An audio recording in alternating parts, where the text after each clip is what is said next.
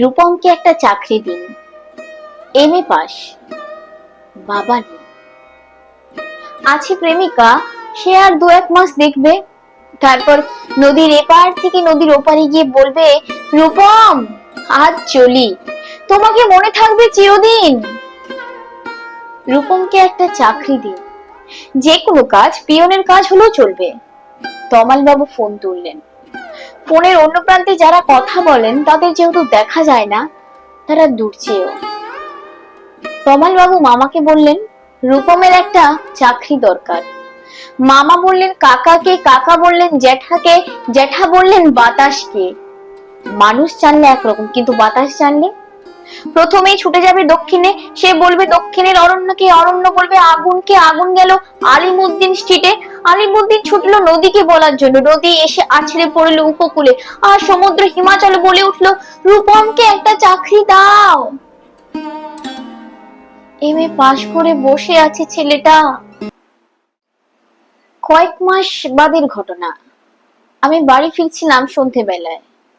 গলির মোড়ে 7-8 জনের জটলা দেখে থমকে দাঁড়ালাম। সদ্য জল থেকে তুলে আনা রূপমের ডেড বডি, সারা গায়ে ঘাস, খড়কুটো, হাতের মুঠোয় ধরে থাকা একটা 1 টাকার কয়েন। পাবলিক বুথ থেকে কাউকে ফোন করতে চেয়েছিল রূপম। ভারত সরকারের 1 টাকা কয়েনের দিকে আমার চোখ।